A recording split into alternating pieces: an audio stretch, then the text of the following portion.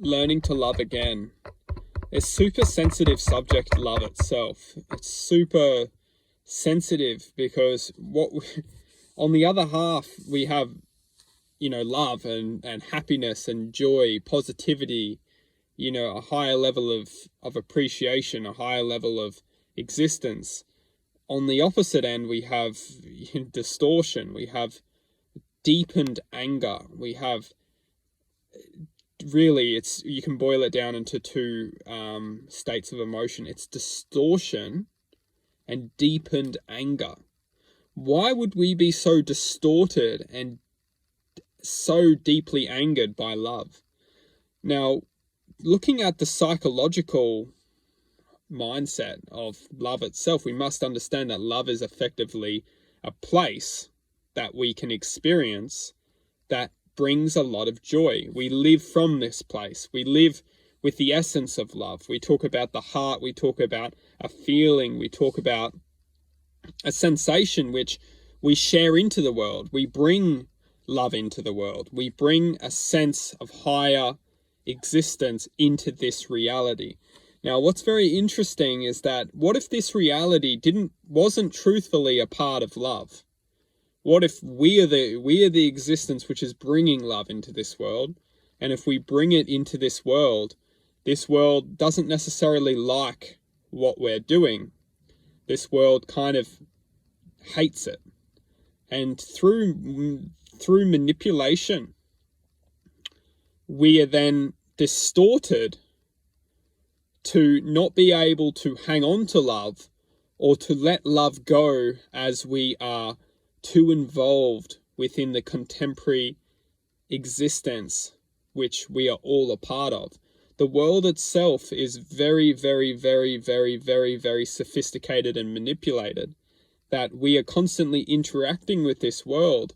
We're constantly living a life of temptation, a life of distraction from love itself. Every time that we wake up in the morning and we go into this reality, it's almost like there's a job for us to do. And how often do we look at waking up in the morning and feeling the only job I need to do is to continue to love? Love itself doesn't need to take form of someone. It needs to take form of our existence. And through our existence, then we decide who we want to share our love with. If we're constantly looking outside of ourselves and constantly thinking, okay, this person is the person who I will love, or this is the person I need someone to love. This is where we ultimately go wrong, is that we look at someone and say, okay, this person will bring me love. No one will ever bring us love. We share love with somebody, we grow love with somebody, but no one will ever provide us true unconditional love. What's very interesting is that, like we were talking about, this world's very manipulative. Somebody can come across as like, I have love to give you. I will give you this love. And then what we'll find is we'll start to almost open up a little bit. We'll start to open our minds to a higher feeling of existence. But the ultimate game was that not all the time love comes into our life for our own benefit, because it's not the real image of love. It's almost like an identity of manipulance, an identity of manipulation that has intended to interact us just to cause more heartbreak. What's very interesting is that this reality is designed to excrete a certain negative force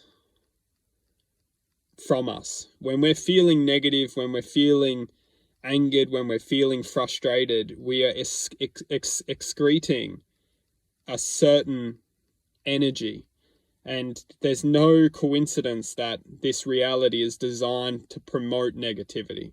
There's some deep questions we can ask about this side of things, but when we focus that when we are excreting, that's the thing, we're not excreting, we're radiating love, positivity, happiness. And when we are radiating these kind of energies, we elevate, we transform, we're glowing, we're sharing, we're ultimately promoting the essence of divine source. So what's extremely important just to comprehend is that if we really want to learn to love again, we first of all have to understand the world we're living in is extremely manipulative. It's out there to keep us in a dormant state of love, where love cannot manifest within us. We are constantly dormant to love.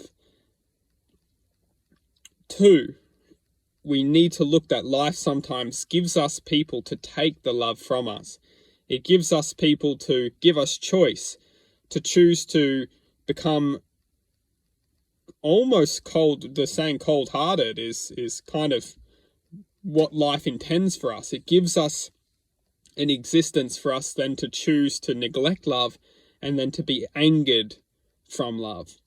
3, if we are always stuck in this mindset that someone's going to change this state, someone's going to bring us the essence of higher potential, higher loving, higher, to free ourselves from this current state of dormant love, we will always remain in this state. 4, the only way to get out of the state is to raise into our own space of love, to learn to only look at love from inside of ourselves as the only way to truly free ourselves from the angered self. You know, the deepened anger is to learn to raise out of the locks ourselves.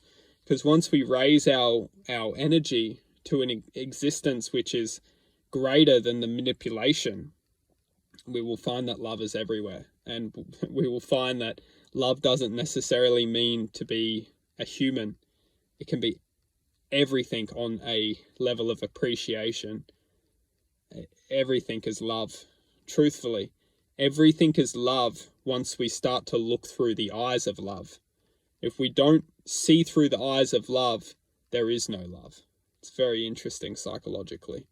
And 5, if we really want to heal ourselves, we must understand that this world is out to get our love. If we look at through our eyes when we aren't loving, we won't see love. We will only see the angered self resembling throughout our existence. To bring the love back into our lives is a long road. However, the small things, just learning to be grateful, learning very, very, very, very small I've never looked into it, but what sounds great is just the gratitude. Every morning, wake up and write something to be grateful for, because there are so many things we can learn to be grateful for. Just learning to be grateful and learning to love that. And through small little steps of learning how to be grateful for something and then learning to love, that's how we can slowly bring this level of love back into our lives. And eventually, once we are reaching an existence which is promoting love, which is sharing love, which is radiating love, this is when we will understand that this was the greatest challenge of life itself, is to learn to love and to share love and to become the higher essence of this energy.